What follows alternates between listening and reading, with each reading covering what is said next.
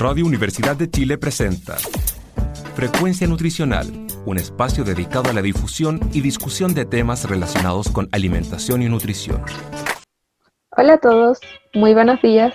Sean bienvenidos a un nuevo programa de Frecuencia Nutricional en sintonía con tu bienestar, un programa de conversación y difusión de diversos temas de alimentación y nutrición, tanto de actualidad nacional como internacional.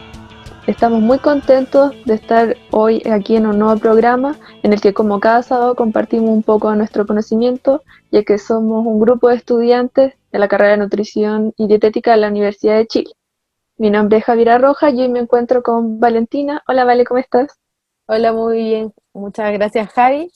Quiero recordarles a todas las personas que nos están escuchando y también viendo que nos pueden encontrar en redes sociales. Estamos en Instagram, YouTube y Spotify como Frecuencia Nutricional y en Facebook como Frecuencia Nutricional Radio U de Chile.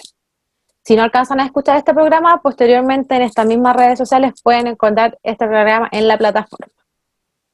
Bueno, sí, como decía la Vale, ahí tenemos todos nuestros programas anteriores y estamos subiendo posts informativos con resúmenes de nuestros programas también. Exactamente. Para el programa del día de hoy tenemos una invitada muy especial en un tema que también es bastante controversial. El tema del día de hoy son los trastornos de la conducta alimentaria y para ello tenemos a nuestra querida invitada Catalina Mena, nutricionista de la Universidad de Valparaíso. Hola Catalina, bienvenida. Hola Valentina, hola Javiera, ¿cómo están? Muy bien, muchas gracias. Bien, gracias. Qué bueno, muchas gracias por la invitación. Gracias por aceptar Gracias. Sí.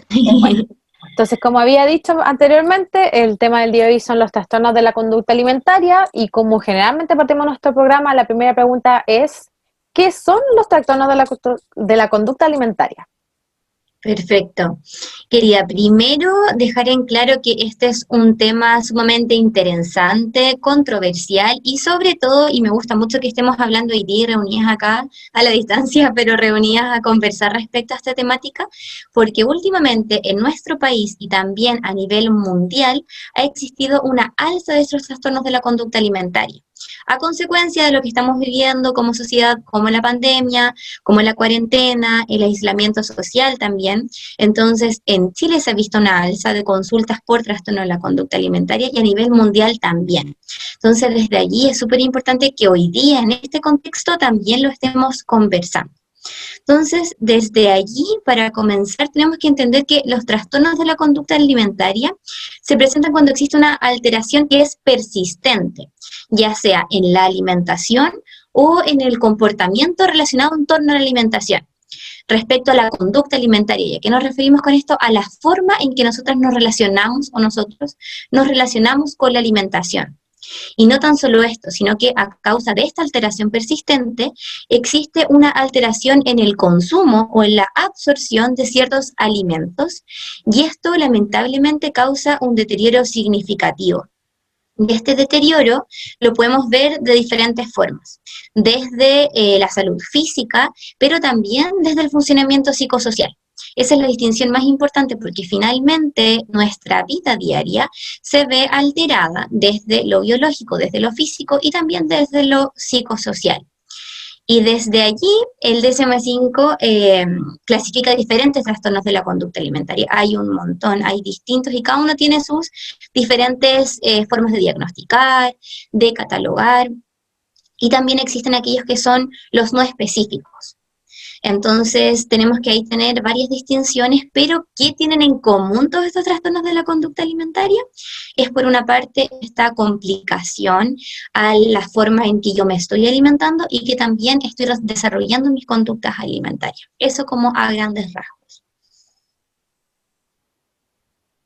Es un tema súper importante en este tiempo, como usted mencionaba al inicio. Y nos gustaría saber, dentro de este mismo contexto, cuáles serían como las causas, las principales causas o las causas más probables con las que podríamos desarrollar un trastorno de la conducta alimentaria. Súper buena pregunta, Javi, porque finalmente desde ahí también nos debiésemos como parar a observar esta situación como qué es lo que está provocando estos diferentes trastornos. Y desde allí se han estudiado diferentes tipos de factores que pudiesen estar ahí gatillando. Y uno de los que últimamente ha estado tomando más fuerza, y muchos psiquiatras también escriben, de hecho hay una psiquiatra súper destacada en nuestro país, que escribe al respecto, y también ella menciona mucho este factor sociocultural, y sobre todo también asociado al género, asociado a las mujeres, desde los estereotipos de belleza, desde cómo se exige desde diferentes lugares, desde incluso la industria alimentaria o la industria de ropa o también las redes sociales, y se van normalizando ciertos estereotipos de belleza o ciertos ideales de cuerpo. Y muchas veces esto puede, y como opinión personal también, puede transformarse en uno de los factores más gatillantes, porque lamentablemente esto, si bien lo estamos viviendo nosotras en nuestra generación, es algo que viene hacia atrás muchísimo. Entonces existe este miedo a engordar, este miedo a no encajar muchas veces, y lamentablemente hay en la mayoría de las situaciones que esto ocurre, que esto viene desde la infancia.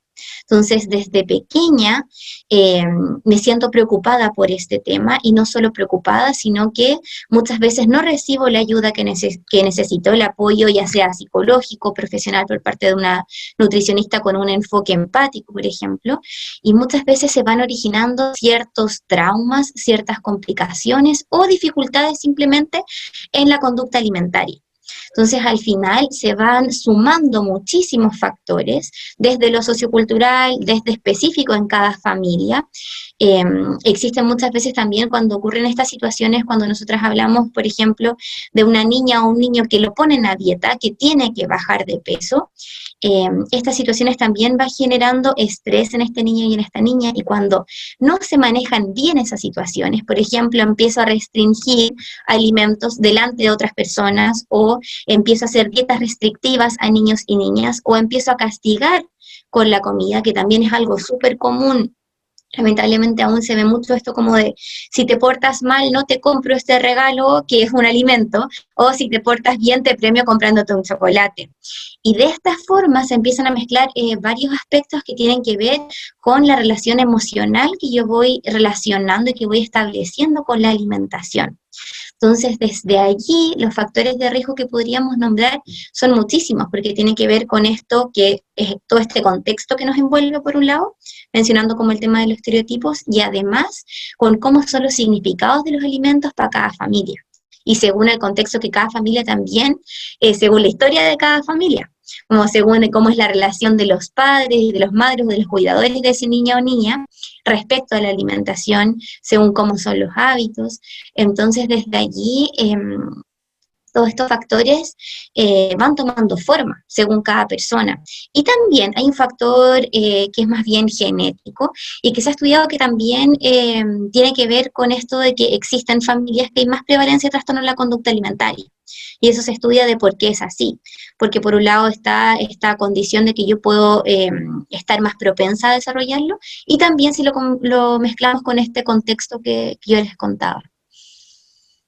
Es interesante o llama mucho la atención el cómo muchas cosas en el entorno de una persona pueden influir en el desarrollo de un trastorno de la conducta alimentaria, y muchas de las cosas que mencionaste son actitudes o son cosas que se normalizan completamente. Yo creo que a muchos de nosotros, si es que no a todas de nosotras nos criaron con el premio por comerse toda la comida o el castigo por no comerse toda la comida, o normalizamos el tema de, claro, el aspecto físico, el miedo de no cumplir con un estereotipo, que incluso nosotras como nutricionistas o estudiantes de nutrición también lo vivimos. Entonces es impactante que hay muchas cosas que influyen, incluso en mínimos detalles. Pero sabemos que muchos... no en todos los países, yo creo que en todos los países está presente esta realidad, pero no en todos los países están en la misma proporción. En el caso de Chile, ¿cuáles son los trastornos de la conducta alimentaria que son más prevalentes? Desde allí, vale, lo que más se ha visto últimamente, que más que decir como ya anorexia nerviosa o bulimia en específico, los que más van tomando fuerza hace un tiempo ya, son los trastornos de la conducta alimentaria no especificados, que fue uno de los que mencioné al principio Claro. también. Y tiene que ver con esto, que muchas veces hay entrecruzamientos. Entonces tenemos un consultante, un paciente o como un usuario, como queramos llamarlo, que lamentablemente tiene ciertas sintomatologías, no cumple con todas, pero también tiene de otras. Entonces, cuando ocurre eso, o no es la frecuencia con la que dicen el DSM-5, o no cumple con el IMC, por ejemplo, y así un montón de variables que pueden ir pasando. Entonces, al final, quienes van tomando más prevalencia son estos trastornos de la conducta que no están especificados y que son finalmente o una mezcla o parte de alguno, pero que no cumple con todos los criterios, pero que sin lugar a dudas sabemos que igual es un trastorno de la conducta alimentaria. Me imagino Entonces, desde que es allí, complejo. por eso es tan difícil, eso mismo Sí, te iba a eso es lo decir, y complejo. por eso es tan difícil, por eso es complicado y a mí también por eso me apasiona tanto este tema y me encantaría especializarme más adelante en estos trastornos de la conducta alimentaria porque se cruzan muchas temáticas y como siempre en nutrición sabemos que no solamente basta con querer comer un alimento o con querer cuidar nuestra alimentación, sino que sabemos que existe un contexto enorme que está moldeando esta conducta alimentaria. Entonces, desde allí, específicamente en estos casos, es muy importante el trabajo interdisciplinario entre un equipo grande que esté apoyando a la persona y que esté buscando las formas y estrategias porque finalmente, como en cada caso, es súper distinto y debe ser súper personalizado. Entonces, desde allí, como sabemos que se pueden entrecruzar cosas, también aparece mucho esto de este límite, que también lo vemos mucho de moda ahora, que es como quiero comer sano, quiero hacer deporte, quiero siempre como estar teniendo todo esto bajo control o ser una persona muy saludable. Pero cuando pasa que empezamos a atravesar ciertos límites, en donde me empiezo a obsesionar por esta comida Sí. saludable y que también ahí nos pasamos para otro lado. Y también hay muchos de los trastornos de la conducta alimentaria que parten por ahí también y que esos incluso son más difíciles de pesquisar, porque podemos estar frente a una persona que acuda a la consulta nutricional, por ejemplo, o a un servicio de actividad física y podemos empezar a pesquisar ciertas cosas y por eso es tan importante que en general los profesionales del área de la salud nos informemos del tema y aprendamos del tema también porque muchas veces se puede normalizar y dejar de pesquisar como algún factor de riesgo o alguna persona que esté como en riesgo de desarrollar un trastorno de la conducta alimentaria. Exactamente, o sea, muchos de los quienes nos están escuchando pueden tener algunos de los criterios que quizás no clasifiquen como para a un trastorno como lo es la anorexia, en que según el DSM-5, que son estos criterios de clasificación, son bien específicos y tienen que cumplir sí o sí, pero Claro, puede que tengamos cierto grado de obsesión con la comida o algún trastorno que nos esté pasando a llevar y afecte nuestro día a día, etcétera, pero que las personas digan, no, yo no tengo ningún problema y esté completamente normalizado. claro, Y sí, también se entiende que no lo sepan, porque no tienen las herramientas para notar este tipo de cosas. Entonces es súper complejo totalmente, intervenir en un grupo porque puede que sí. no todos se estén tratando por ese tipo de cosas.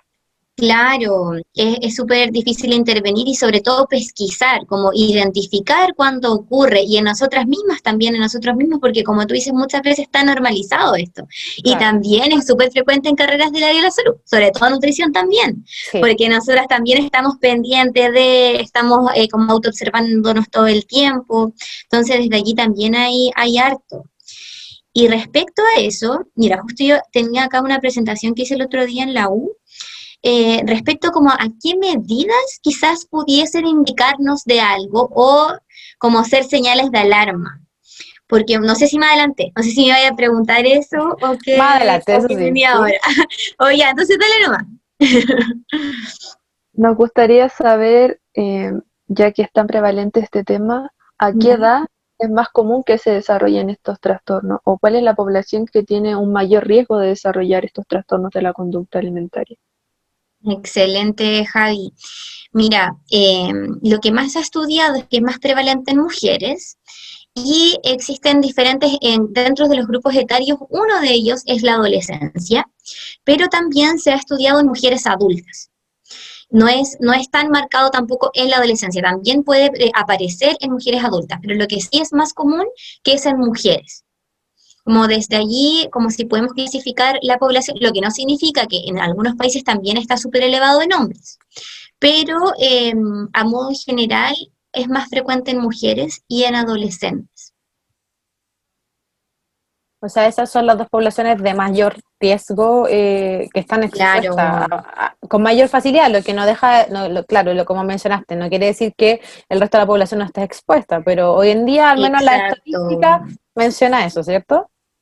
Sí, Y también los adolescentes son mucho más susceptibles a los cambios del entorno, a cómo influye el entorno en ellos, es súper como crucial en totalmente. ellos y puede como ser un factor que desencadene estos trastornos, como decías tú anteriormente. Pero ¿por Porque qué pasa los también que adolescentes? justo eso, pasa que en la adolescencia estamos formando nuestra identidad, ¿cierto? Estamos definiendo quién soy y de hecho se puede extender hasta mucho más de la adolescencia, pero ahí es cuando partimos, enfrentándonos como a quién soy, qué quiero ser, cómo quiero ser y desde allí también está súper normalizado y más en nuestro país esto de opinar del cuerpo del otro, esto de valorarme o identificar mi valor desde el cuánto peso o cómo es mi apariencia física. Eh, También es súper importante mencionar el tema del bullying.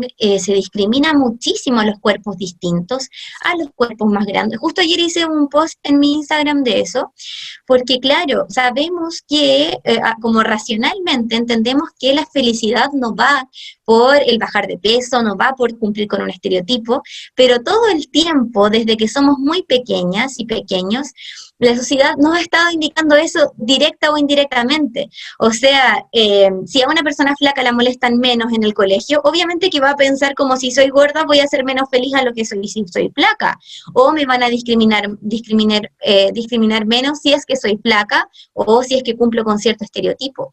Entonces, desde allí no podemos tampoco llegar y decir como, ¿por qué tienes estos pensamientos? O que pasa a veces un poco como con esto que ha agarrado fuerza el tema del amor propio, que muchas veces está como estos mensajes en Insta, no sé si lo han visto, o en diferentes redes sociales, como levántate, mira el espejo y di que te amas, que te aceptas tal cual como eres, que es como un discurso y que está bien, como tratar de fomentar el amor propio, pero al menos desde mi opinión, no podemos desconocer que todo el tiempo la sociedad nos ha dicho lo contrario.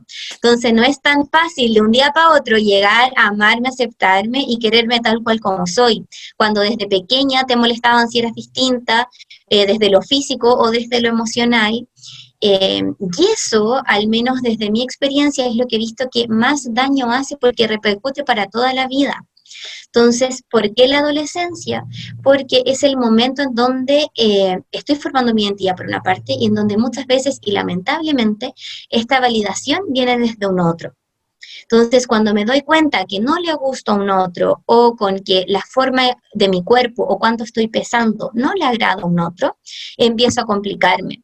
Y ahí muchas veces empiezo a recurrir a conductas que no son saludables y que lamentablemente muchas veces no son pesquisadas y que finalmente lo único que esa persona está intentando es tratar de encajar o tratar de sentirse mejor consigo misma de una forma.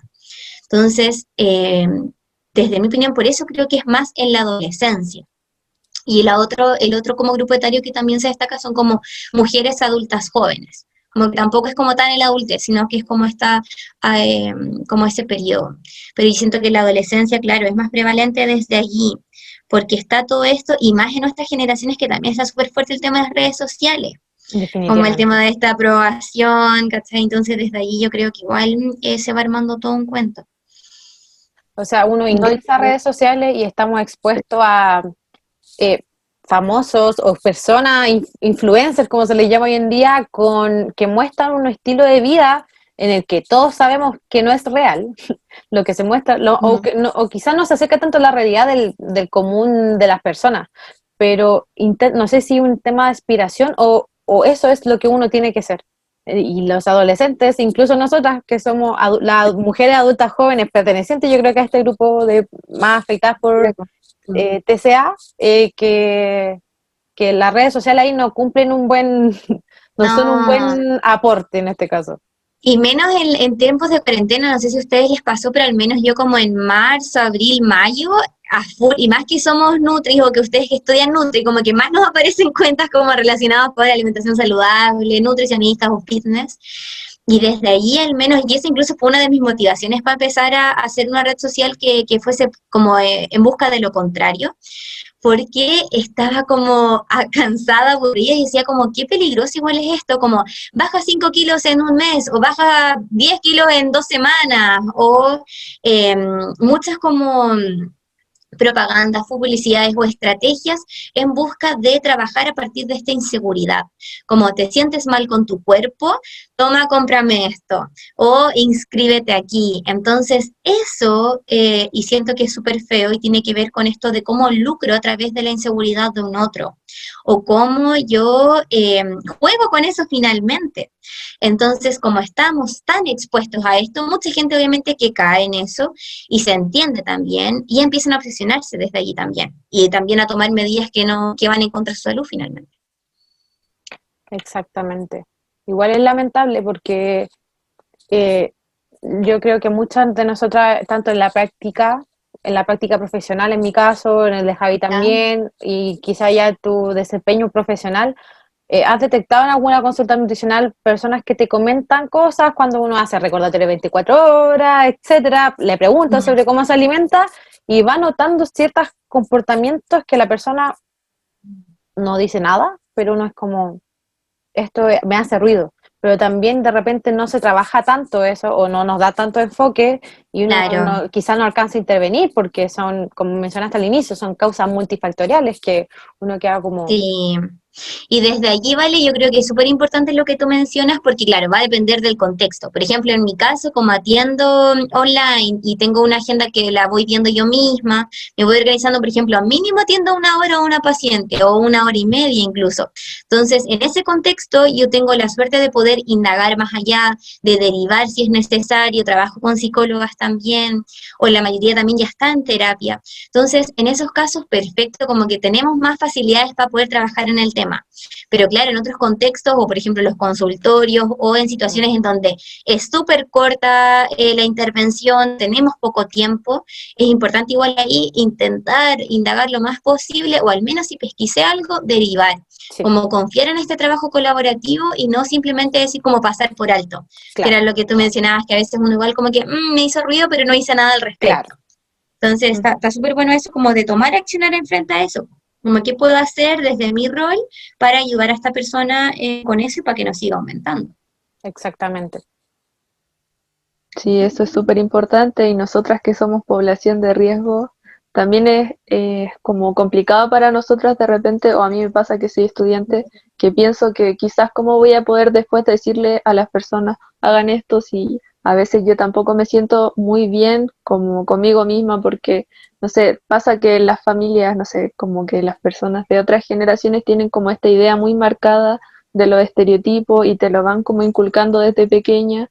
Entonces como que uno tiene también eso como que ya muy arraigado en uno mismo. Entonces eso es súper importante que ahora nosotros como nuevas generaciones vamos como intentando cambiar eso, porque como decías tú, Catalina, es un proceso al que tenemos que llegar, no es algo que vamos a tener amor propio de un día para otro. Es un Claro, proceso que tenemos que ir sí. a poco. Sí, y de Al hecho final. mi Insta se llama Nutri.amor propio por lo mismo, porque es como, y después un tiempo yo decía como, igual puede sonar como para el otro lado, pero es justamente como tú dices, que es un proceso, y es algo que en el fondo estaba en nosotras, pero que por diferentes consecuencias del contexto de lo que fuimos viviendo, de desconectarnos emocionalmente también, de desconectarnos de qué alimentos nos gustan y no nos gustan, y así un montón de cosas, fuimos perdiendo esa conexión con nosotras mismas y esa seguridad en nosotras mismas también. Pero lo bueno es que sí podemos volver a conectar. Sí podemos volver cuando empezamos a analizar nuestra historia con la alimentación, nuestra historia con nuestra autopercepción, podemos empezar a trabajar en volver a conectarnos y en reconectar con todo esto que sí te gusta, que sí conecta contigo, que sí te hace sentido, que te mueve finalmente. Y lo que tú dices, Javi, como de claro, a veces yo digo como, pucha, estoy estudiando Nutri y a veces ni siquiera a mí me funciona tanto o me complica ciertas conductas alimentarias. te entiendo totalmente, y porque tiene que ver, y es como la evidencia más clara de que no basta con el conocimiento, no basta con saber que las verduras me hacen bien y que las papas fritas en exceso me hacen mal, porque no tiene que ver por ahí, porque cuando hablamos de alimentación, y en específico cuando hablamos también de trastorno de la conducta alimentaria, como en todo, existe un montón de factores que están envolviendo, que están alrededor de esa persona. Entonces, finalmente, si nosotras solo estamos viendo una parte sesgada, como esta es la alimentación, y no veo cómo fue su crianza, no veo cuál es su contexto sociocultural actual, cómo son las relaciones con sus amigas, o con sus parejas, o consigo misma también, estoy teniendo una visión súper sesgada, como solo de una parte muy chiquitita. Y eso, siempre a mis pacientes yo les digo como que al final creo que la alimentación es fundamental, claramente, influye en nuestra calidad de vida y todo, pero finalmente muchas veces es consecuencia de muchos otros factores. Entonces, como algo que está por aquí, pero de un mar de cosas que están alrededor.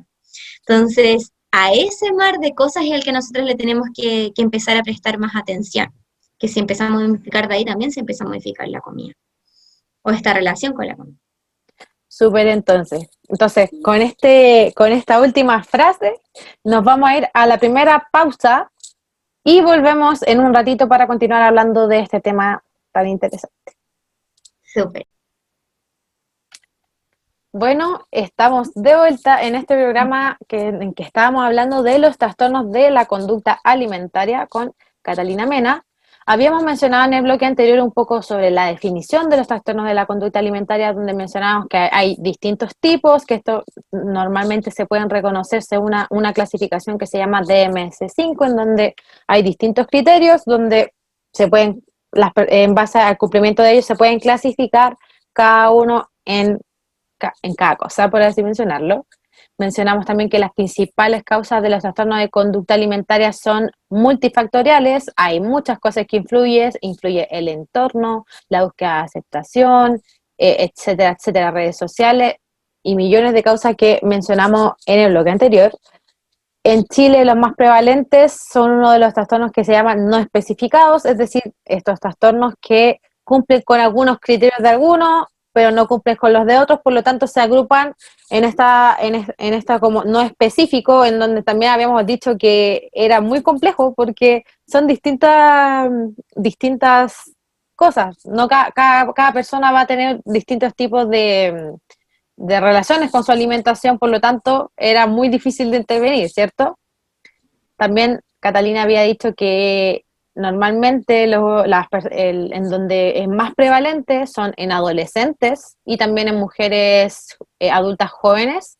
Y habíamos mencionado que en la adolescencia sobre todo era más prevalente este tipo de trastornos por el hecho de que es una edad en donde nos estamos formando, en donde estamos formando nuestra identidad y por lo tanto los trastornos se pueden dar de forma más frecuente por millones de causas. Ahora, para seguir con este tema tan importante, nos gustaría preguntarle a Catalina, ¿cómo podemos nosotros identificar a una persona con un trastorno de la conducta alimentaria? ¿Qué señales de alerta nos pueden indicar a nosotros que tenemos que decirle a un familiar, a un amigo, oye, quizás tienes que buscar ayuda, o quizás podrías tener esto?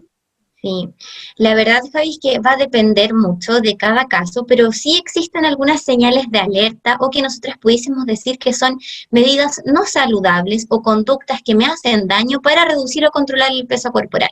Esa es como la base. Y desde allí puede comenzar como una restricción de la ingesta energética, otras veces pueden empezar con vómitos autoprovocados. También se ha estudiado harto que hay muchas personas que utilizan laxantes como método o diuréticos también u otros medicamentos para poder bajar de peso o estar controlando el peso también, ir perdiendo peso. Otras de las actitudes son compensatorias, como por ejemplo hacer ejercicios excesivos. Después de que tuve una ingesta grande de alimentos, hago muchos ejercicios para poder compensar, o pasa que un día como mucho, otro día no como nada, y hago un tipo de ayuno. Ahora está también súper de moda el tema del ayuno intermitente, pero hago esta estrategia sin un apoyo nutricional o sin un apoyo por parte de algún profesional, sino que como método compensatorio para de frentón bajar o controlar el peso y ir amortiguando esta sensación de que estoy engordando o de lo que me acompleja.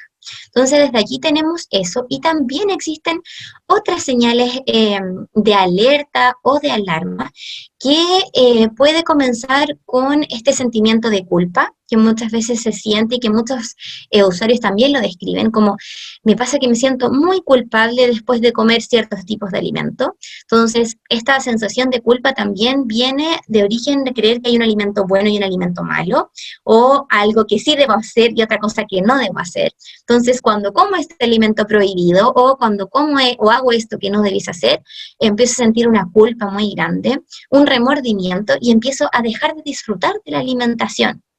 Y ahí el punto más importante para mí está en que esto ocurre muchísimo en personas que quieren bajar de peso, que comienzan a hacer una dieta o una dieta de moda o cualquiera de las agrupaciones que están de moda también ahora, profesionales o no profesionales, influencers también, como hablábamos al principio.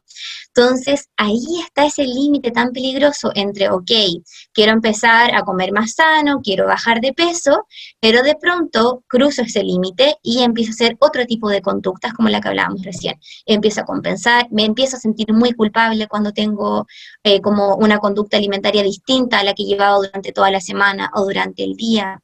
Dejo o excluyo alimentos, por ejemplo, lo típico que ocurre con los carbohidratos o con el pan, como de un momento los dejo y no puedo por nada del mundo incorporarlo. Exacto. Y otro Pobre punto también marraqueta. que, claro, también, y otra cosa que pasa harto es que dejo de compartir o dejo de estar en familia o compartir momentos de comida. Porque puedo sentirme observada o observado o alguien se puede dar cuenta que estoy comiendo menos quizás. Eh, y en casos más extremos o de niños también se puede observar como comer solo o comer escondido o guardar alimentos también. Entonces hay varias, en verdad hay varias señales de alerta, de alarma que a nosotros nos pudiesen alertar de que algo no está bien con la conducta alimentaria. Y es mucho más normal y frecuente de lo que nosotros pensamos. Muchísimo. Quizás quienes nos escuchen se identificó con alguna de todas las señales que tú mencionaste, aunque sea solo una. No quiere decir que tenga un trastorno, pero para que vean lo común que es esto. Sí. Yo creo que nadie, todas las personas que nos pueden estar escuchando, o todos alguna vez hemos vivido, Han hecho algo, sí, exacto, o experimentado algo así. experimentar alguna de esas cosas. Esto también de pesarse todos los días o de empezar a contar las calorías, como de empezar a fijarse en cada etiqueta nutricional, cuánto estoy ingiriendo, o las aplicaciones. Y ahí también hay un tema, porque también tenemos muy al alcance muchas cosas, hay mucha información.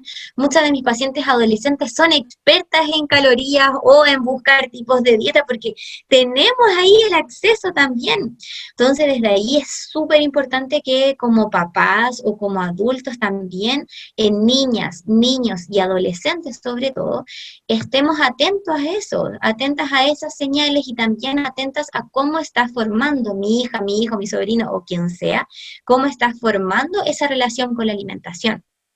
Porque desde allí es de donde se van a desprender todas estas complicaciones, que pueden ser un trastorno en la conducta alimentaria, especificado o no especificado, o una relación que no sea sana con la alimentación finalmente.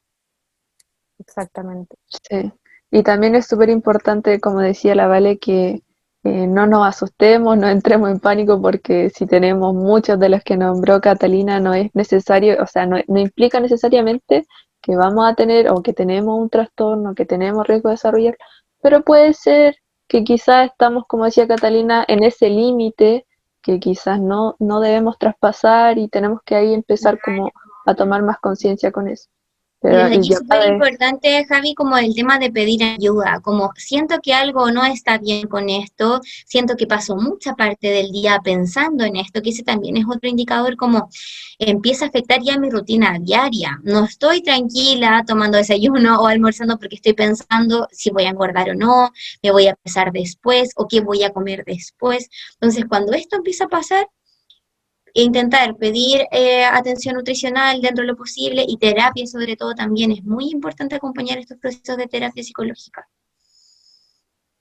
Y ahí entramos nosotros en un papel súper importante que yo encuentro que quizá tampoco en su momento muchas personas tienen de repente miedo de ir al nutricionista porque piensan que van a encontrarse este nutricionista que los va a retar, que los va a juzgar, y que a la larga las personas, en vez de recibir como una ayuda, sienten que en verdad los están retando y se van sin ganas y no solucionan el problema o no reciben la ayuda a tiempo y al final más se alejan de la posibilidad de poder trabajar este tema.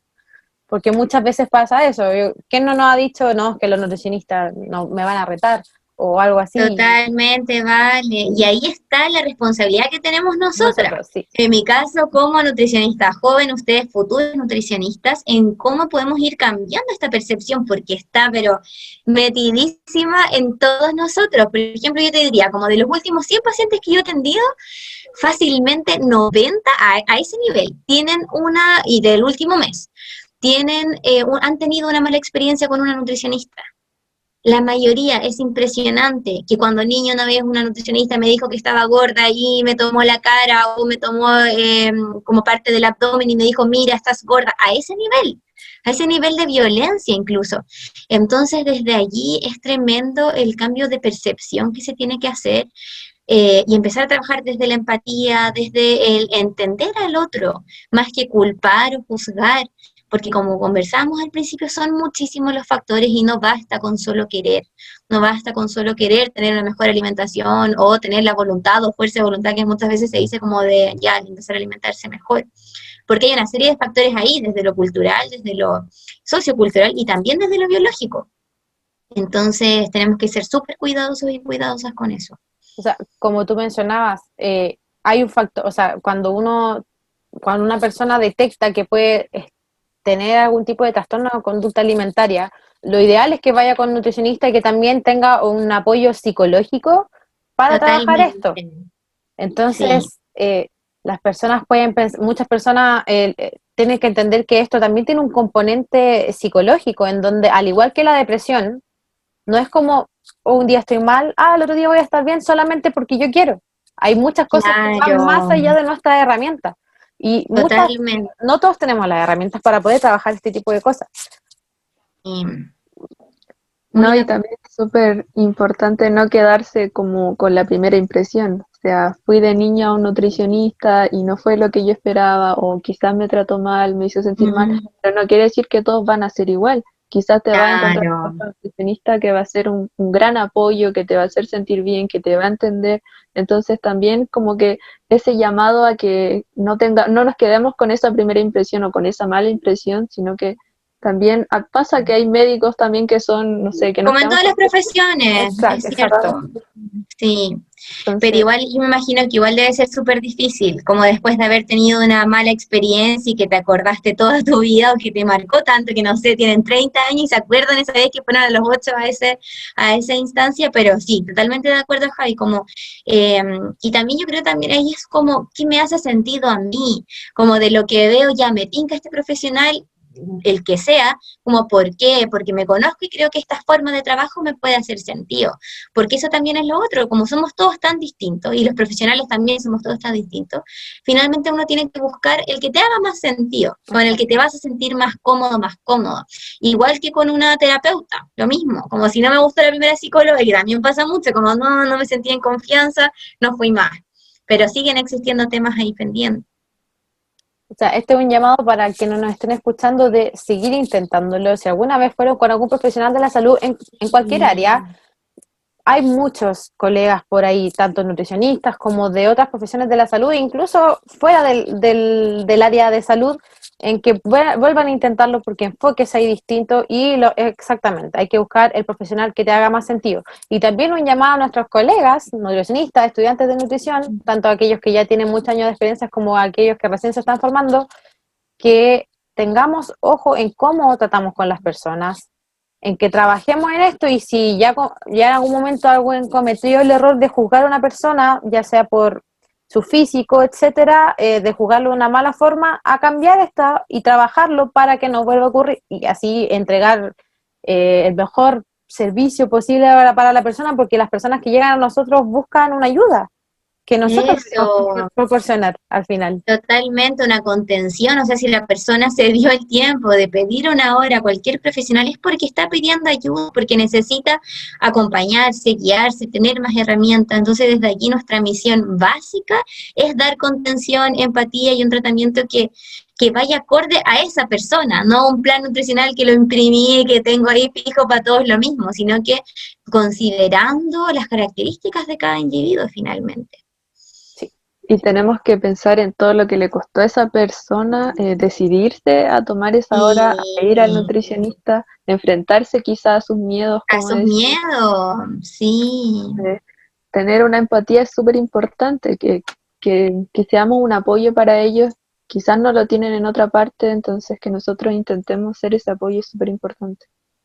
pero así como nosotros, Catalina mencionó en el bloque anterior, de que el trabajo o el tratamiento de un trastorno de la conducta alimentaria es multidisciplinario, o sea, no tiene que estar solo un nutricionista. En este caso, ¿qué profesionales están incluidos en el tratamiento y cuál sería el correcto manejo de una persona con trastorno de la conducta alimentaria? Mira, vale, muy buena pregunta porque la base finalmente del éxito de este tratamiento que pueda ser beneficioso para esta persona va a depender de varios factores, pero dentro de eso lo principal desde mi punto de vista es este trabajo interdisciplinario. O sea, como base tiene que existir nutricionista, psicóloga y muchas veces también nos apoyamos con psiquiatras. Desde allí y depende de cada situación también. En algunos casos sí se necesita el apoyo de fármacos para poder, porque también se va mezclando con otro tipo de sintomatologías, entonces para poder calmar esas sintomatologías en ocasiones se utilizan fármacos, otras veces solamente la terapia y también el plan nutricional. Entonces la verdad es que cuántos integrantes existen en el equipo va a depender. Y también muy importante lo que está del otro lado, el apoyo que tiene ese niño, esa niña, esa mujer o ese adolescente o adulto, también influye mucho. Que cómo es mi red de apoyo en base a esto. Mi familia sabe o no sabe. Muchas veces pasa que las familias juzgan también, como pensando que es algo casi que a propósito o algo para llamar la atención. Hay harto desconocimiento también ahí y como es algo tan multifactorial, en ocasiones también se hace complicado. Pero desde allí lo más importante para mí desde este tratamiento tiene que ser este apoyo interdisciplinario y confiar también en las capacidades del otro profesional que va a estar dentro del equipo, porque finalmente cada uno va a estar aportando su granito de arena, pero en conjunto este equipo tiene que funcionar de manera conjunta, tiene que existir comunicación entre sí para que se puedan ir logrando estos objetivos finalmente. Exactamente. Mm. Creo que algo que no hemos mencionado es cuáles son las implicancias nutricionales que puede llegar a tener un trastorno de la conducta alimentaria a largo plazo. Ya quizá Mm. los no específicos puedan tener distintas cosas, pero los que Claro. muchas personas han escuchado, la anorexia, la bulimia, ¿qué implicancia puede tener? Porque no es solamente una baja de peso. Sí, y de hecho, desde allí nosotras podríamos pensar como, sí, estas implicancias van a estar más relacionadas como con déficits nutricionales, pero muchas veces como que no se valora, no se cuantifica la intensidad con que esto puede ocurrir también. Entonces, desde allí, además de estas deficiencias de micronutrientes o de macronutrientes, también cuando esto se empieza a agravar o empiecen a existir otras complicaciones médicas, pueden incluso ocurrir ya hipoglicemias o anemias o leucopenia, además de que todos nuestros fluidos y electrolitos en general, como potasio, fósforo, calcio, cloro, magnesio, zinc, también van a bajar. Existen muchas complicaciones desde lo cardiovascular, desde lo renal y también desde lo neurológico. Entonces, desde allí, cuando existen estas deficiencias tan grandes, además de lo endocrino, de lo muscular esquelético, una de las principales también son las neurológicas y que van en contra de esta función cognitiva. Entonces, podemos ver encefalopatías o convulsiones metabólicas a partir de lo mismo y disfunciones cognitivas desde pérdida de memoria o déficit atencionales, menos flexibilidad cognitiva, o sea, me cuesta más aprender, puede incluso disminuir el volumen cerebral. Entonces, por nombrar algunas, son muchísimas las consecuencias que pueden existir como a lo largo de todo nuestro metabolismo, desde los diferentes sistemas. Entonces, por eso es tan importante poner el freno, porque claro, esto es en casos cuando ya no fue regulado, cuando ya avanzamos un poquito más, cuando ya es necesario hospitalizar también, cuando estamos como en casos extremos, pero se puede llegar a eso. Entonces, por eso es tan importante también cómo somos capaces de pesquisar y de ir identificando estos factores de riesgo. Eh, grave el tema. Como me Sí, impacta bastante las implicancias que puede llegar a tener algo tanto, Sí, tan simple como no comer. O sea, no tan simple, perdón, retiro lo dicho, sino que no comer puede llevar más allá de solamente sí. bajar de peso.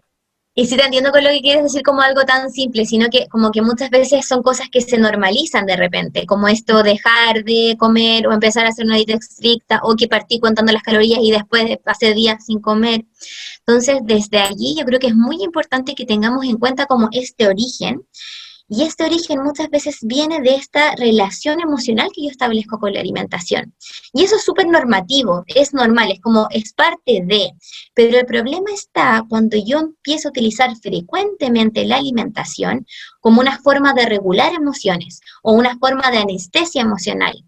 Porque, ¿qué pasa? Que de repente estoy angustiada, estoy triste o estoy viviendo una emoción displacentera y necesito recurrir a la alimentación como la forma más intuitiva y más rápida de lograr sentir placer, de provocar hormonas o neurotransmisores que me hagan sentir bien finalmente. Entonces, cuando yo este mecanismo acostumbro a ocuparlo mucho, es cuando ya se empieza a complicar la situación. Entonces, como no tengo terapia o no tengo otras herramientas, empiezo a acudir a la alimentación constantemente. Y ahí también es cuando empiezan a existir ciertas desregulaciones, para un lado o para otro. Mm. sí, es súper importante que estemos pendientes de no cruzar ese límite, como decíamos anteriormente, que ya está bien, quizás quiero alimentarme más saludable, quizás no quiero comer más pan, eso está bien si no quieres comer más pan, si no te gusta, pero porque tú no quieres, no porque No no por voy a complacer a un otro. no porque me dijeron que tengo que reducir los carbohidratos. No, yo no quiero comer más, que tú no quieras, no que te sientas obligado a hacerlo. Claro. Eso va creando la relación, como decía Catalina, y es lo que después nos puede llevar a esto que es tan impactante para nosotros escuchar. Impactos en el sistema nervioso, impactos que son súper importantes después a largo plazo, que pueden tener muchas consecuencias y uno de repente no está consciente de eso y uno dice, no, no me va a pasar nada, pero sí, te puede pasar todo esto que al final es como grave. Sí. Exactamente. O sea, es ideal que quienes nos escuchen eh, y lograron pesquisar, si les fue útil y lograron notar que hoy creo que puedo tener algún tipo de relación compleja con mi alimentación, también hago un llamado para las personas que están desde el otro lado, desde el lado de quien juzga, desde el lado de quien alguna vez criticó, para eh, como que es cambiar el switch y ver que todo lo que nosotros hacemos, decimos, etcétera, puede impactarle negativamente a la otra persona. De repente no hay que ser tan críticos con el otro porque es muy fácil mirar el pasto de la frente, pero uno no se critica a sí mismo tampoco. La idea no es no es ser una crítica, sino que es como ser más empático con la otra persona, porque no sabemos qué puede estar viviendo Totalmente. Y dejar de normalizar también ciertas también. conductas que están súper, súper normalizadas en el sentido de opinar de cómo se viste, de cómo se ve el otro, si subió o bajó de peso, si está comiendo mucho o no, que finalmente no sabemos, como tú dices, Vale, no sabemos cómo le va a afectar eso a la otra persona. Entonces, desde allí es muy importante empezar a prestar atención. Y cuando empezamos a hacer este ejercicio, nos va a pasar hasta nosotras mismas, que muchas veces como, hoy está más flaca ella, o subió de peso, y porque estamos súper acostumbradas a normalmente evaluarnos desde allí. Entonces, es empezar a deconstruir todo esto que está súper establecido también. Exactamente, desconstruir para volver a construir. Sí, Totalmente, y construir algo bueno, que nos haga bien, no construir quizás algo peor a lo que teníamos. claro. Sí, eso es súper importante. A mí me gustaría saber también en el caso de que, por ejemplo, yo pesquisara alguna de estas señales de alerta en algún amigo o algún familiar, cómo yo podría abordarlo sin pasarlo a llevar. Como qué podría decirle, como para que la persona no se sienta, desde tu experiencia, si Sí. nos podrías contar. Súper bien, Javi, eso, porque finalmente, claro, lo hablamos como desde si a mí me está pasando esto, están escuchando. Después la Vale también dijo como si tú dices esos comentarios, pero también qué pasa si observo eso en un otro y noto que en mi amiga, en mi pareja o en quien sea, como noto que algo está pasando ahí. Lo más importante siempre es hablar desde la empatía, hablar desde el cariño que le tienes a esa persona o el respeto que le tienes a esa persona, dependiendo quién sea. Y desde allí sugerir, como mira, quizás esto te está afectando negativamente, quizás se te está escapando un poco de las manos, quizás sea bueno que vayas a un especialista, que vayas a una nutri o que vayas a una terapia. Como siempre, recomendar desde allí este apoyo profesional por expertos que finalmente puedan ayudar a apoyar en esas situaciones y a pesquisar también. Excelente. Bueno, con esta última reflexión, o sea, con este último consejo para las personas que ojalá si pesquisan algo, por favor, actúen, no nos quedemos en el mejor no me meto, y ojalá intentemos actuar porque podemos estar más contribuyendo en la vida de esa persona de forma positiva que no me dieron los problemas. Así que muchas gracias, Catalina, por aceptar la invitación de este programa y por también entregarnos una información tan interesante, tanto útil para nosotras como para nuestros radioescuchas. Estamos llegando al final del programa ya. Javi, ¿quiere enviar algún saludo? No, o sea, bueno, un saludo a mi familia, que los quiero mucho, y a todos a que nos cuidemos, que esto es súper importante y que no juzguemos, que seamos empáticos con el otro. Cata, ¿algún saludo que quieras enviar a tus seguidores? Sí, a mis seguidores, pero sobre todo a mis pacientes, a todas ahí las chiquillas y chiquillos que estamos trabajando por sentirnos mejor desde esta integralidad, como mejor desde lo físico, pero también mejor desde lo emocional. Así que eso, y que me sigan en las redes sociales, a los que les interesa el tema. Excelente. Muchas gracias a todos. Nos vemos en un siguiente programa el próximo sábado, como saben, todos los días en Frecuencia Nutricional, frecuencia 102.5, para que nos escuchen. Nos vemos en un próximo programa. Chao, chiquillas. Hasta luego. Chao, gracias. Chao.